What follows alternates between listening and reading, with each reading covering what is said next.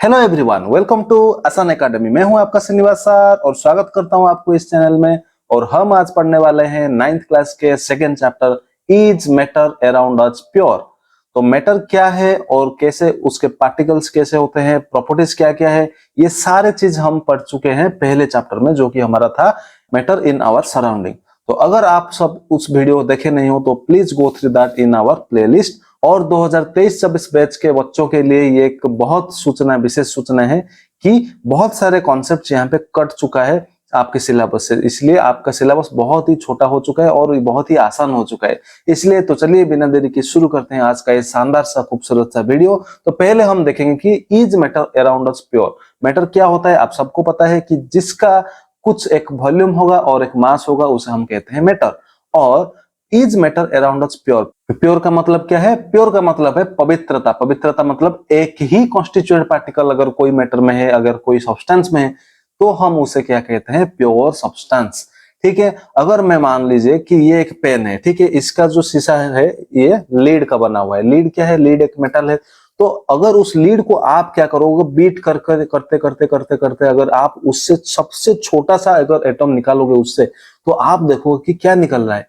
वहीं से सिर्फ लीड ही निकल रहा है। अगर आप गोल्ड लेते हो या फिर कॉपर या फिर कोई एल्यूमिनियम, आयरन, ऐसे अगर कुछ लेते हो, तो आयरन के आर्टिकल सपोज मान लो, तो आयरन की आर्टिकल से हम क्या करेंगे? उसको ऐसे खोदते खोदते क्या करेंगे? हम बाद में एक छोटा सा एटम उससे निकालेंगे और हम इसे देखने को मिलेगा कि वो जो छोटा सा वो एटम हमने निकाला, वो क्या है? वो इज मेड ऑफ वही आयरन पार्टिकल्स। दैट मीन्स वो जो आयरन्स था, मतलब कोई भी अगर मेटल है या फिर नॉन मेटल या फिर कोई मेटालॉइड, वो सारे के सारे सब्सटेंसेस क्या हो गए? हमारा प्योर सब्सटेंसेस। तो चलिए देखते हैं। मैं तो आपको तो पता है, मैं हमेशा एनसीईआरटी बुक से ही एज इट इज पढ़ाता हूं, क्योंकि वो बहुत ही इंपॉर्टेंट होता है आपके एग्जाम पॉइंट ऑफ व्यू से। ठीक है। और जितने भी सारे क्वेश्चंस आपके आते हैं, सारे के सारे फ्रेम्स होते हैं यही कॉन्सेप्ट को लेके, जो कि आपके एनसीईआरटी बुक में ऑलरेडी प्रेजेंट है। इसलिए तो चले देखते हैं यहाँ पे बुक में आपका क्या दिया हुआ है। When a scientist says that something is pure, it means that all the constituent particles of that substance are the same in their chemical nature. A pure substance consists of a single type of particle. A single type of particle. कोई भी pure substance आप ले लो, वो जहां पे एक substance में अगर कोई एक ही पार्टिकल आपको देखने को मिले, तो उसे हम क्या नाम दे देंगे? प्योर सब्सटेंस कह लेंगे। ठीक है। In other words, a substance is a pure single form of matter. ठीक है। मतलब कोई भी सब्सटेंस में अगर प्यूरिटी अगर देखा जाए, तो अगर एक ही सब्सटेंस, एक ही एलिमेंट अगर उसके अंदर देखने को मिलेगा, तो उसे हम क्या नाम देंगे? Pure substance. उसके हिसाब से मिक्सचर क्या है? मिक्सचर, आप लोग मिक्सचर खा रहे होंगे, ठीक है। तो मिक्सचर क्या होता है? उसमें इंग्रेडिएंट्स जो है, बहुत सारे इंग्रेडिएंट्स होते हैं, जैसे कि आपका नमक हो गया, मिर्ची हो गया, ठीक है, ऐसे बहुत सारे इंग्रेडिएंट्स होते हैं। तो ये सब क्या डिफरेंट डिफरेंट इंग्रेडिएंट्स हो गए, इसलिए हम उसे नाम देते हैं मिक्सचर। मतलब वहां पे कोई एक ही एलिमेंट प्रेजेंट नहीं है, वहां पे बहुत सारे एलिमेंट्स मिले हुए हैं। ठीक है। तो उसे क्या नाम देते हैं? हम मिक्सचर कहते हैं। ठीक है।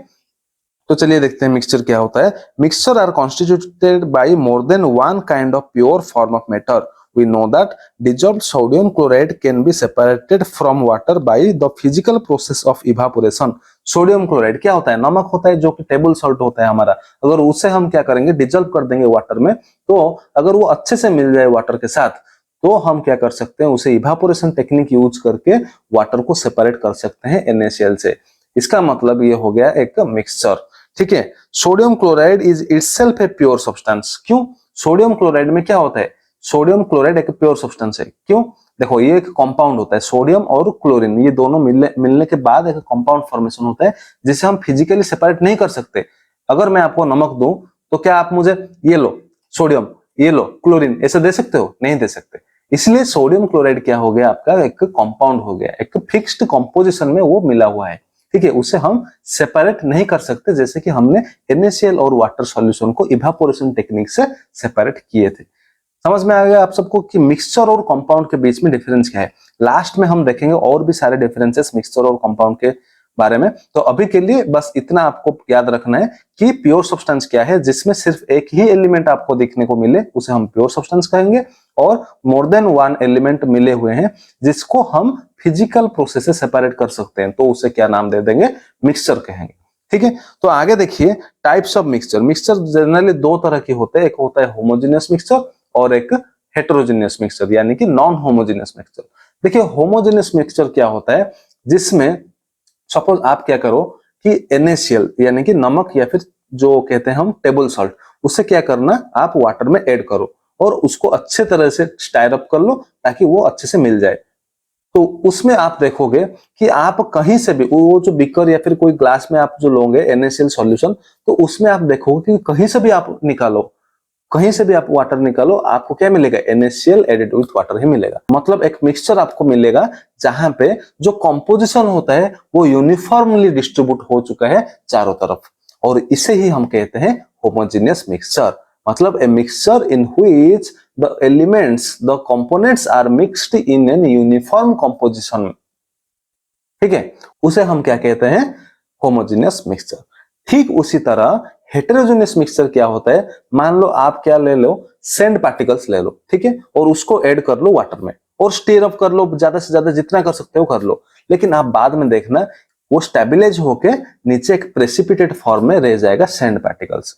इसका मतलब अगर आप ऊपर से पानी उठाओगे तो आपके हाथ में पानी ही आएगा और थोड़ा बहुत सैंड पार्टिकल्स होंगे, लेकिन अगर आप नीचे से हाथ डाल के निकालोगे तो आपके हाथ में बहुत सारे सैंड पार्टिकल्स होंगे। इसका मतलब क्या हो गया, वो जो बीकर हमने लिया था जिसके अंदर हमने वाटर और सैंड पार्टिकल्स रखे हुए थे, वहां पे क्या हुआ, सारे यूनिफॉर्मली मिक्स्ड नहीं है, सारे यूनिफॉर्म कंपोजिशन नहीं फॉर्म कर रहे हैं। इसका मतलब ये क्या हो गया, एक नॉन यूनिफॉर्म हो गया, यूनिफॉर्म कंपोजिशन नहीं है उसके अंदर। इसका मतलब ये एक नॉन यूनिफॉर्म कंपोजिशन हो गया और इसे हम क्या कहते हैं, हेटेरोजेनियस मिक्सचर। ठीक है, समझ में आ गया डिफरेंस क्या है, होमोजेनियस और हेटेरोजेनियस। हेटेरोजेनियस को नॉन होमोजेनियस भी बोला जाता है। तो होमोजेनियस और हेटेरोजेनियस मिक्सचर के डिफरेंस आपको पता चल गया। तो चलिए आगे देखते हैं। यहाँ पे देखो एक्टिविटी 2.1 और एक्टिविटी 2.2 दे रखा है, आप इसको थोड़ा सा एक बार रीडिंग कर लेना, आपको समझ में आ जाएगा, क्योंकि आपको मैंने ऑलरेडी बता चुका हूं कि होमोजेनियस और हेटेरोजेनियस मिक्सचर क्या होता है। चलिए अभी देखते हैं मिक्सचर को और तीन तरह से डिवाइड किया जा सकता है, जैसे कि होता है कि सॉल्यूशन, दूसरा सस्पेंशन और तीसरा क्या होता है, कोलोइडल सॉल्यूशन। तो आज इस वीडियो में हम पहले दो पार्ट्स डिस्कस कर लेंगे और दूसरे पार्ट में हम क्या करेंगे, कोलोइडल सॉल्यूशन, और बाकी के बचा हुआ जो भी पार्ट्स इसके अंदर आएंगे सारे के सारे डिस्कस कर लेंगे। इसका मतलब दो पार्ट में हम ये चैप्टर कवर करने वाले हैं। तो देखो what is a solution. Solution क्या होता है, solution is nothing but A homogeneous mixture. पहला पॉइंट आपको याद रखना है कि सॉल्यूशन क्या होता है, होमोजेनियस मिक्सचर होता है। ठीक है, याद हो गया आपको, सॉल्यूशन क्या होता है, होमोजेनियस मिक्सचर होता है ऑफ टू और मोर सब्सटेंसेस। दो या फिर दो से ज्यादा चीज अगर मिला दे, एग्जाम्पल की तरह आपको समझाता हूं, आप क्या करना, वही शुगर वाटर ले लो या फिर नमक डाल दो पानी में और उसको अच्छे से स्टायर अप कर लो। ठीक है, शुगर अगर डालोगे और उसे स्टायर अप करोगे तो वहां पे क्या होगा, शुगर क्या करेगा, जो जहां पे भी वाटर के जो स्पेसेस बचे हुए हैं उसके अंदर हर तरह से मिल जाएगा, एक यूनिफॉर्म कंपोजिशन बना लेगा। इसलिए सॉल्यूशन को क्या कहा जाता है, होमोजेनियस मिक्सचर कहा जाता है। ठीक है, समझ में आ गया। तो चलिए अब देखते हैं एलॉयस क्या होता है। एलॉयस भी एक क्या होता है, मिक्सचर होता है जिसमें एक मेटल का होना कंपलसरी। ठीक है, एक मेटल का होना कंपलसरी है। यहाँ पे देखो, alloys are mixtures of two और मोर मेटल्स, दो या फिर दो से ज्यादा मेटल्स रह सकते, नहीं तो एक मेटल तो होना चाहिए, उसके साथ एक नॉन मेटल भी आप ऐड कर सकते हो। इसका मतलब एक मेटल होगा और दूसरा या फिर उससे ज्यादा मेटल्स, नॉन मेटल्स कुछ भी आप ऐड कर सकते हो। ठीक है, उसे कहा जाता है एलॉय। एग्जाम्पल की तरह अगर देखा जाए तो क्या होता है, आप सभी ने देखा होगा ब्रोंज। ब्रोंज क्या होता है, कॉपर और टिन को मिलाने से ब्रोंज बनता है। ठीक है, कॉपर और टिन को मिलाने से ब्रोंज बनता है। जो देखे होंगे अब बड़ा बड़ा जो कंटेनर होगा वो ब्रोंज के कंटेनर्स होते हैं, जो मंदिर में भी आप पाया जाता है। ठीक है, वो क्या होता है, ब्रोंज से बने हुए हैं। तो ब्रोंज कौन से मेटल से तैयार होता है, मेटल होता है कॉपर और टिन। ठीक है, ब्रोंज। उसी तरह अगर ब्रास देखा जाए, ब्रास किस तरह बनता है, ब्रास कॉपर और जिंक से बनता है। ठीक है, कॉपर और जिंक ये दोनों मेटल है। ठीक है, तो दोनों मेटल के मिलने से ब्रास बनता है। और यहाँ पे देखिए कंपोजिशन भी दे रखा है, यहाँ पे ब्रास का कंपोजिशन क्या है, 30% जिंक और 70% कॉपर। ठीक है, और अमेलगम क्या होता है, अमेलगम होता है एक मर्क्यूरी होगा जिसे हम Hg कहते हैं, मर्क्यूरी का सिंबल Hg, और उसके साथ कोई अगर मेटल या फिर नॉन मेटल मिलेगा तो हम उसे अमेलगम कहते हैं। तो चलिए आगे बढ़ते हैं। A solution has a solvent and a solute as its component. Solvent क्या होता है और सॉल्यूट क्या होता है आप सभी को पता होगा कि जैसे ही हम पानी में क्या करते हैं, कुछ नमक डालते हैं, तो नमक यहाँ पे क्या हो जाएगा, सॉल्यूट हो जाएगा। मतलब जो कम मात्रा में होगा उसे क्या कहते हैं, सॉल्यूट, और जो ज्यादा मात्रा में पाया जाता है उसे क्या कहते हैं, सॉल्वेंट। और ये दोनों मिल जाने से क्या कहते हैं, सॉल्यूशन। ठीक है, चलो मान लो मैं क्या किया, 50 केजी का नमक ले लिया और उसमें 10 बूंद पानी डाल दिया, तो उसमें क्या होगा, वो हो जाएगा सॉल्यूट। कौन, पानी हो जाएगा सॉल्यूट, और सॉल्ट या फिर नमक हो जाएगा सॉल्वेंट आपका। मतलब यहाँ पे चेंज होगा, क्योंकि क्वांटिटी के ऊपर डिपेंड करता है कि कौन सॉल्यूट होगा और कौन सॉल्वेंट होगा। ठीक है, याद हो जाएगा। ओके, चलिए आगे देखते हैं एग्जांपल्स। अब एग्जांपल समझेंगे। पहला एग्जांपल है solution of sugar in water, जो कि हम ऑलरेडी पढ़ चुके हैं। उसके बाद a solution of iodine in alcohol known as tincture of iodine. ये इंपॉर्टेंट है, ये आपको याद रखना है, एक मार्क क्वेश्चन में आ सकता है, ये एमसीक्यू में आ सकता है। ठीक है, तो एमसीक्यू प्रैक्टिस अगर आप करना चाहते हो तो हमारा आसान एकेडमी ऐप को आप इंस्टॉल करके वहां पे फ्री टेस्ट अवेलेबल होगा और पेड टेस्ट भी अवेलेबल है। तो आपके मर्जी, आप फ्री में दे सकते हो, उसके बाद अगर अच्छा लगा तो आप पेड टेस्ट भी ज्वाइन कर सकते हो। और अगर पीडीएफ आप चाहते हो कि ये जो सारे हम यहाँ पे पढ़ा रहे हैं इसका पीडीएफ अगर आप चाहते हो तो आप हमारा टेलीग्राम चैनल ज्वाइन कर सकते हो, जिसका सारे के सारे लिंक्स हमारा डिस्क्रिप्शन में ऑलरेडी अवेलेबल है, वहां पे जाके आप क्लिक करके कर सकते हो ज्वाइन। ठीक है, तो चलो यहाँ पे देखो, एक solution of iodine in alcohol is known as tincture of iodine. Tincture of iodine, tincture of iodine क्या होता है, solution of iodine in alcohol. तो अल्कोहल यहाँ पे क्या होगा, सॉल्वेंट। क्वेश्चन ऐसे भी फ्रेम हो सकते हैं कि टिंक्चर ऑफ आयोडीन में सॉल्यूट क्या है और सॉल्वेंट क्या है। तो सॉल्यूट क्या होगा, आयोडीन होगा। आयोडीन का केमिकल सिंबल क्या है, आई। तो iodine in alcohol is known as tincture of iodine. Okay, तो चलिए आगे बढ़ते हैं। Aerated drinks like soda water, soda water तो आप सभी ने पी रखे होंगे। तो are gas in liquid solutions, this contains carbon dioxide gas as solute and water that is liquid as solvent. जो सोडा वाटर आप पी रहे हो उसके अंदर क्या है, कार्बन डाइऑक्साइड है in the form of gas, that is आपका हो गया सॉल्यूट, और जो वाटर होता है आपका हो जाएगा वो सॉल्वेंट। ठीक है, लास्ट में air. Air is a mixture, homogeneous mixture. ये आपको याद रखना है, क्वेश्चन में ऐसे आ सकता है कि air is a heterogeneous mixture, true और फॉल्स। आंसर क्या होगा, फॉल्स। एयर क्या होना चाहिए, एक होमोजेनियस मिक्सचर है। क्यों, क्योंकि एयर में देखो कार्बन डाइऑक्साइड है, नाइट्रोजन है, ऑक्सीजन है, तरह तरह के गैसेस होते हैं। तो क्या हम ऐसे ऐसे करके सेपरेट कर सकते हैं क्या, नहीं। मतलब हम क्या ऐसे हाथ फेर के मैं बोलूंगा कि ये ऑक्सीजन हो गया, ये हो गया आपका कार्बन डाइऑक्साइड, ये हो गया नाइट्रोजन, ऐसे कर सकते हैं क्या, नहीं कर सकते। इसका मतलब ये क्या हुआ है, होमोजेनियसली मिक्स हो चुका है, मतलब ये एयर एक होमोजेनियस मिक्सचर हो गया। तो वहां पे 78% नाइट्रोजन प्रेजेंट है, जो कि आपको बहुत पहले से ही पता होगा, और 21% ऑक्सीजन होता है। ये बाय वॉल्यूम होता है, और अगर अकॉर्डिंग टू मास देखा जाए तो ऑक्सीजन 23% हो जाएगा। ठीक है, तो आपको हमेशा याद रखना है बाय वॉल्यूम, मास में आपका क्वेश्चन में नहीं आता है, जनरली आपका वॉल्यूम में ही आएगा। तो ऑक्सीजन 21% आपको याद रखना है, जो कि बाय वॉल्यूम होता है। चलिए, तो अभी तो हमने सॉल्यूशंस बहुत सारे पढ़ लिया, अभी हमें क्या करना है, सॉल्यूशंस के प्रॉपर्टीज देखना है, क्या क्या प्रॉपर्टीज होते हैं सॉल्यूशन में। तो पहला जो प्रॉपर्टी है, solution is a homogeneous mixture, ये अभी हमने डिस्कस कर चुके हैं। उसके बाद particles of a solution are smaller than 1 nanometre. Nanometre क्या होता है, एनएम, नैनोमीटर, जो कि 10⁻⁹ मीटर होता है। 1 nanometre is equal to 10⁻⁹ metre. मतलब 10⁻⁹ का मतलब क्या है, 1 डिवाइड बाई 1 के साथ 9 जीरो। ठीक है, मतलब इतना छोटा पार्टिकल है, उससे भी छोटा पार्टिकल है। इसका मतलब ये हो गया यहाँ पे कि the particles of a solution are smaller than 1 nanometre in diameter, so they can not be seen by naked eye. Solution के जो पार्टिकल्स होंगे वो हम देख नहीं सकते हमारे खुले आंख से। ठीक है, मतलब कोई अगर माइक्रोस्कोप या फिर कुछ लगाना पड़ेगा देखने के लिए। तीसरा point, because of a very small particle size they do not scatter a beam of light passing through the solution, so the path of light is not visible in a solution। तीसरा point का मतलब यह है कि light जब भी particles के, solution के पार्टिकल्स के ऊपर क्रॉस करके जाएगा वहां पे स्कैटरिंग नहीं होगा। क्यों, क्योंकि पार्टिकल के साइज इतना छोटा है कि ये उसे क्रॉस करके चला जाएगा। अगर ये पार्टिकल बड़ा होता तो यहाँ पे स्कैटरिंग होता, लाइट इधर उधर बेंड होता और स्कैटरिंग होता। ठीक है, स्कैटरिंग तो आपको पता होगा, स्कैटरिंग मतलब क्या है, deviation of light from its path. ठीक है, वो होता है स्कैटरिंग। और इसके बारे में एक एक्सपेरिमेंट हमने ऑलरेडी बना चुके हैं, जिसको आपको शॉर्ट वीडियो में मिल जाएगा और प्लेलिस्ट में भी मिल जाएगा। पूरे एक्सपेरिमेंट, सॉल्यूशन का, कोलोइडल सॉल्यूशन का, सस्पेंशन का, लेजर लेके हमने एक्सपेरिमेंट किया हुआ है। अगर आप चाहते हो तो आपको प्लेलिस्ट में मिल जाएगा और ऊपर आई बटन में भी मिल जाएगा। तो चलो देखो फोर्थ पॉइंट जो कि आखिरी पॉइंट है, the solute particles can not be separated from the mixture by the process of filtration. देखो यहाँ पे पार्टिकल के साइज इतने छोटे हैं कि by the process of filtration हम उसे सेपरेट नहीं कर सकते हैं। The solute particles do not settle down when left undisturbed. जैसे कि मैंने अभी अभी बोला कि अगर सैंड पार्टिकल को अगर वाटर में स्टायर अप करके अगर छोड़ दें तो वो धीरे धीरे क्या करेगा, प्रेसिपिटेट होकर नीचे स्टेबलाइज हो जाएगा। लेकिन यहाँ पे क्या होगा, यहाँ पे चारों तरफ होगा, यहाँ पे कोई सेटलमेंट नहीं होगा सॉल्यूट। ठीक है, सॉल्यूशन में कोई सेटलमेंट नहीं होगा सॉल्यूट पार्टिकल्स का, दैट इज शुगर या फिर कोई नमक ले लो आप। ये जो सॉल्यूशन होगा आपका कंप्लीट स्टेबल सॉल्यूशन होगा। ठीक है, हो गया, that is a solution is A stable. ये आपका सॉल्यूशन इज ए स्टेबल हो गया। तो चलिए अभी देखते हैं कॉन्सेंट्रेशन ऑफ ए सॉल्यूशन।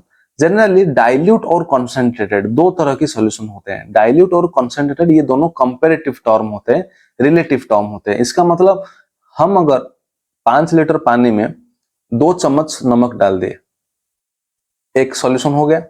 दूसरे सॉल्यूशन में वही 5 लीटर पानी में हम क्या किए, 2 केजी नमक डाल दिए। तो आप क्या कहोगे कि कॉन्सेंट्रेशन किस में ज्यादा है, इसमें ज्यादा है, और ये डाइल्यूट सॉल्यूशन है। ठीक है, ये हो गया आपका डाइल्यूट सॉल्यूशन जिसमें 2 चम्मच डाले थे आप नमक, और यहाँ पे किलो के हिसाब से आप डाले थे नमक। तो ये हो जाएगा आपका कॉन्सेंट्रेटेड सॉल्यूशन और ये हो जाएगा आपका डाइल्यूट सॉल्यूशन। अब यहाँ पे देखो, when no more solute can be dissolved in a solution at a given temperature, इसको आपको याद रखना है, at a given temperature it is called a saturated solution। Saturated solution क्या होता है ना, जो कोई भी सॉल्यूशन होगा, अगर मान लो एक पानी में ले रहा हूं एक बीकर में, और उसके ऊपर क्या कर रहा हूं, मैं डाल रहा हूं नमक, और नमक डालते डालते क्या किया मैंने, स्टायर अप किया, ऐसे करते करते डालते जा रहा हूं मैं, और एक टाइम आएगा जब मेरा नमक डालने से भी वो डिजल्व नहीं होगा पानी के अंदर। क्यों? क्योंकि एक सिचुएशन ऑलरेडी क्रिएट हो चुका है जिसमें वाटर के जो भी फ्री स्पेसेस थे सारे फुल हो चुके हैं, सारे कवर हो चुके हैं बाय द पार्टिकल्स ऑफ नमक, दैट इज सॉल्ट। तो वहां पे क्या होगा, और जगह ही नहीं बचा जहां पे सॉल्ट पार्टिकल जाके रुक सकते हैं, इसलिए वो एक स्टेज आएगा और वो सॉल्यूशन को हम क्या कहते हैं, सैचुरेशन सॉल्यूशन। लेकिन क्या होगा, वो उसका टेम्परेचर कांस्टेंट होना चाहिए। क्यों? अगर हम टेम्परेचर अगर बढ़ा देते हैं तो टेम्परेचर बढ़ाने से क्या होगा, पार्टिकल ज्यादा से ज्यादा स्प्रेड होंगे, वाटर पार्टिकल्स। इसका मतलब ज्यादा फ्री स्पेसेस और मिल जाएगा, मतलब उसमें और नमक ऐड हो सकता है। इसलिए हमें क्या करना होगा, कंडीशन ये होना चाहिए कि इसका टेम्परेचर कांस्टेंट होगा। ठीक है, तो चलिए अभी देखते हैं अनसैचुरेटेड सॉल्यूशन क्या होगा।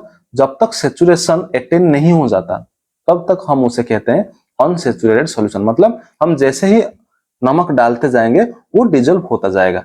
ठीक है, तो एक टेम्परेचर में वो क्या होगा, एक स्टेज आएगा जहां पे और डिजल्व करने से डिजल्व नहीं होगा, और नमक डालने से नमक डिजल्व नहीं होगा वाटर में, तो उसे हम क्या नाम देंगे, सैचुरेटेड सॉल्यूशन। ठीक है, तो सॉल्युबिलिटी क्या है फिर, यहाँ पे देखो, the amount of solute present in the saturated solution at this temperature is known as solubility. Solubility क्या है, वो जो अमाउंट, वो जितना भी आधा किलो, 1 किलो, 1.5 किलो, जितना भी हम नमक डाले होंगे सैचुरेटेड सॉल्यूशन में, जब सैचुरेटेड सॉल्यूशन अटेन हो जाएगा तब तक जितना हमने डाला हुआ था नमक, उसे हम कहते हैं सॉल्युबिलिटी।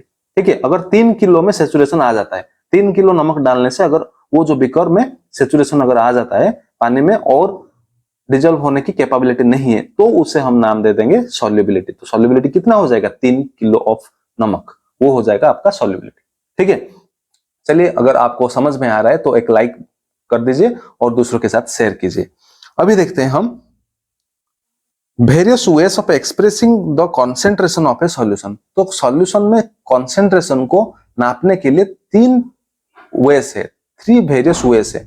तो पहला जो वे है mass by mass percentage of a solution. Mass by mass percentage का मतलब है कि mass of solute by mass of solution into 100। ये आपको फॉर्मूला याद रखना है कि मास बाय मास, देखो मास ऊपर और नीचे मास, ठीक है, मास बाय मास ऑफ, ऊपर क्या होगा सॉल्यूट, नीचे क्या होगा सॉल्यूशन, इनटू 100। 100 करने से क्या होगा, आपका परसेंटेज निकलेगा।